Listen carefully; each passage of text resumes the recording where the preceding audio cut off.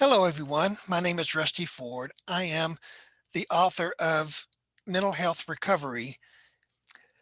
I've been involved in a series right now on gratitude exercises, things you can do to improve your mental health and improve the level of gratitude that you have in your life.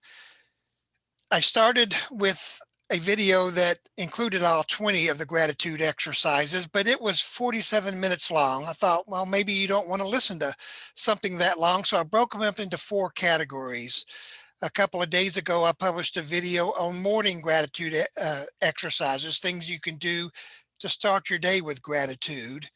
Uh, it's include a link to it is included in the description, as well as the long video and all 4 of the gratitude exercise videos.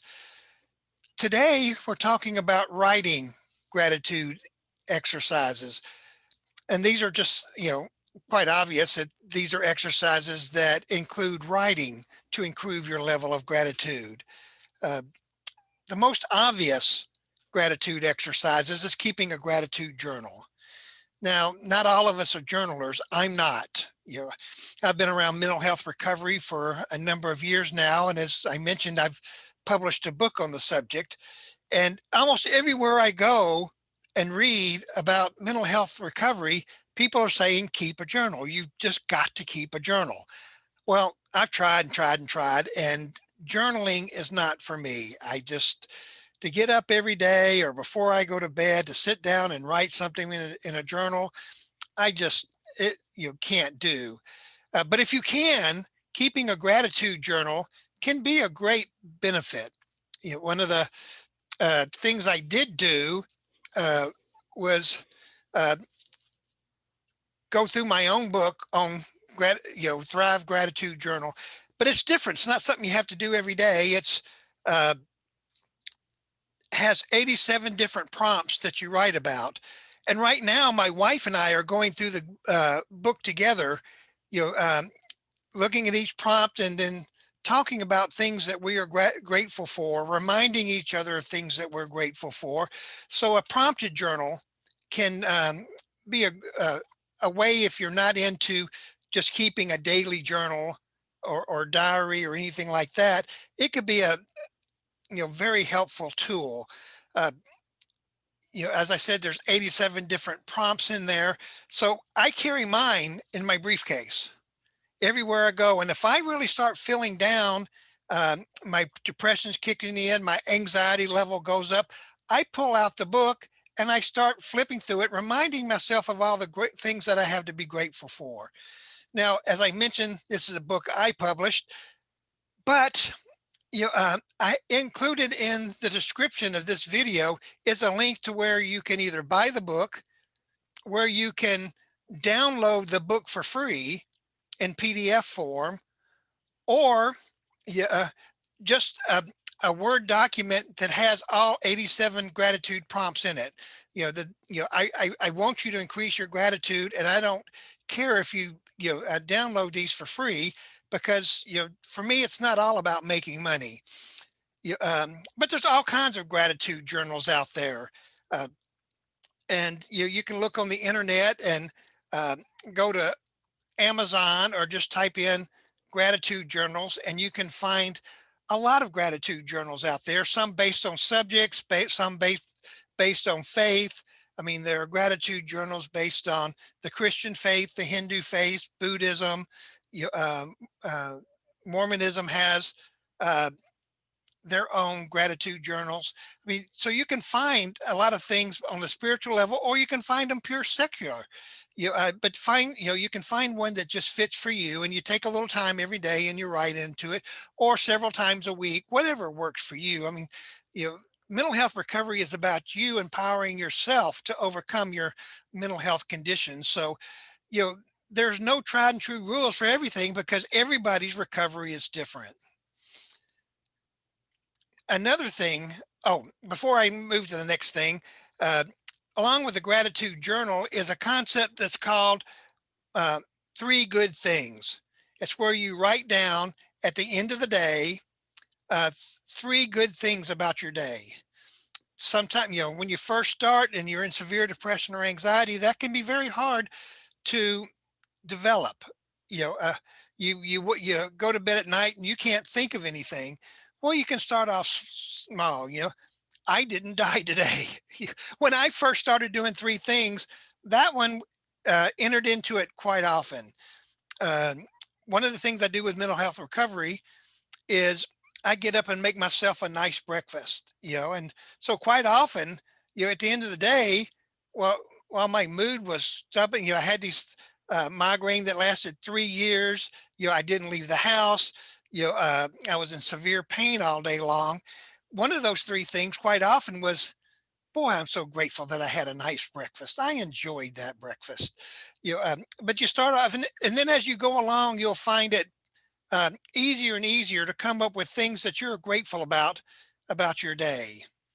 For me, almost every day, I didn't write it down, but the first thing that popped in my mind almost every time I did my three things was, I am so grateful and so blessed to have my wonderful wife. At the time, we've been married about 36 years. Um, Next week, we have our 43rd anniversary. And so that's something I'm very grateful for. And so you can you can just pull out a pad and do it. There's apps.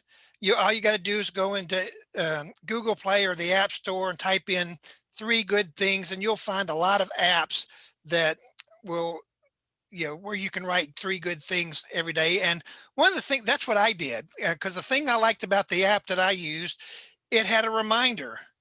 So, you know, uh, to fight insomnia, my sleep doctor had me work on a specific sleep routine. So I go to bed at 11 o'clock. If I'm tired, at 8 o'clock and want to go to bed, I wait till 11. So I set my reminder to go off at 10 till 11. So the last thing I did before I went to bed was write down three good things about the day. Another thing that a lot of people write about that uh, I've done a little bit, but not a lot, is write gratitude letters. I mean, I do it all the time, but it's not something I've done. Like, I'm going to sit down and write 25 people a gratitude letter. I just, every time I get on Facebook, which, you know, I don't, because of mental health issues, I don't skim down all the posts every day. And there are many days that I don't go. But, you know, uh, when I see a post, or I look over to the right hand side and see somebody's name, I just jot them a quick instant message, telling them about something I'm grateful for them about. Uh, but if you just type in gratitude letter, you'll find, in a search engine, you'll find all kinds of ideas about how to write letters to people to say you're grateful. And this could be people have had a major impact in your life, or it could be a note you leave for the postman, when they pick up your mail. And so you can do this by writing a letter, a text, or an email. But showing appreciation for somebody else drastically changes our own view of ourselves. It is a powerful tool in helping us overcome our depression and anxiety. Uh, Along with this, now this is one that because I'm not a journaler, and it's just hard to discipline myself to do something every day. There was a guy named John Krellick, and he suffered depression in his life. He just felt that nothing was going right in his life, and he decided, for a New Year's resolution. Rev, I can't even say that word today. Resolution. There we go.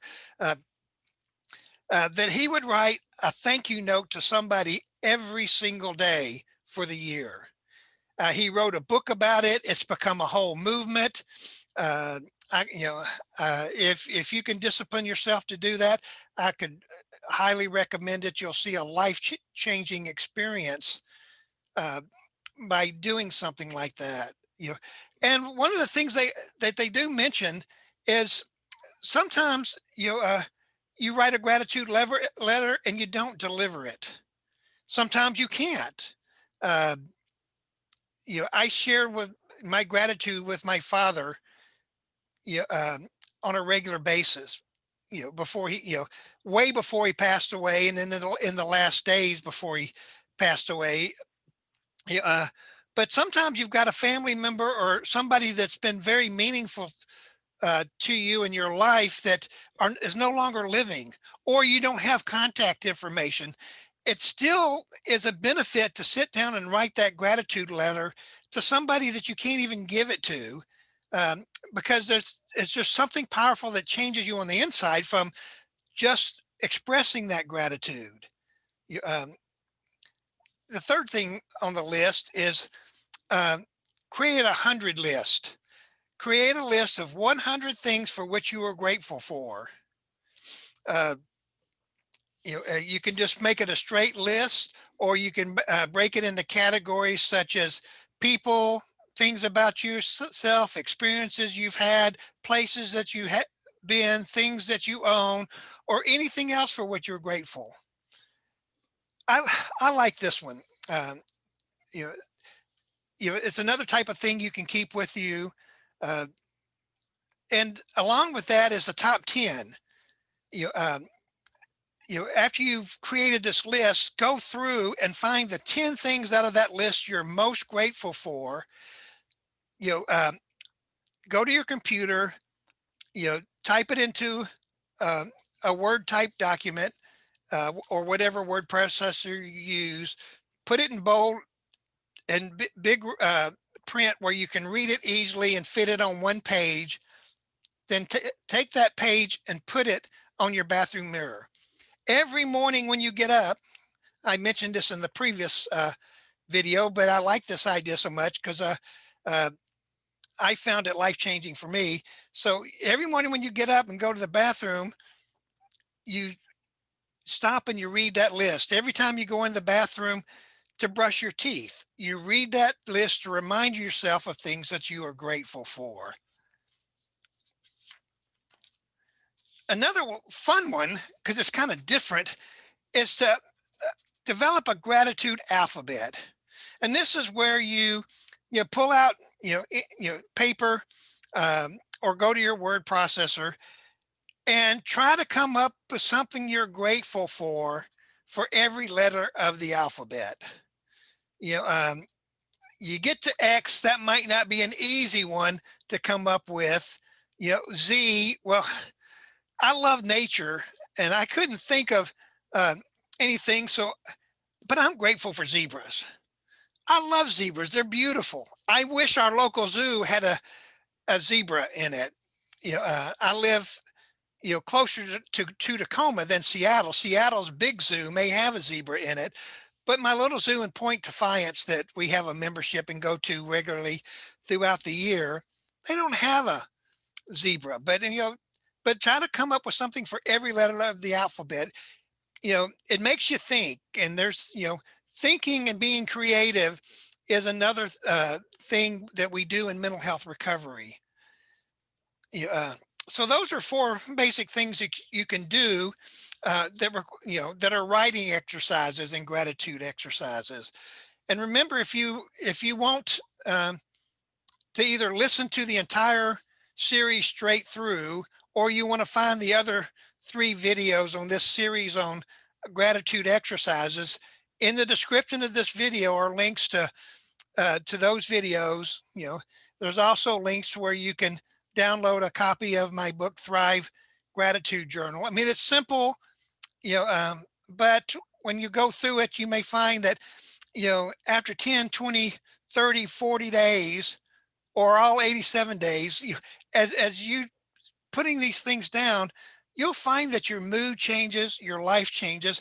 And I can strongly recommend, if you do either buy or download a copy of Thrive Gratitude Journal, that you uh, sit down with your wife or a good friend or a good family member and do it together, especially if you're still in that early stages of recovery, and you are you know you are so filled with anxiety, and you're so down from depression that you just can't think. Having that person to not only share things that they're grateful for, but to help you remember things that you are grateful for. So, you know, uh, if you've got two or three really close family members or friends that's known you for a long time, you can sit down and just flip through the book with them and have them help you remember things that your brain is not pulling up. Because that's just part of these mental health issues. When our brain chemistry is off, it's hard to come up with and remember the good things because our brains are so determined to go to the negative. It takes work to go to the positive. So I wish you all a great day, and hope this video has been a blessing to you.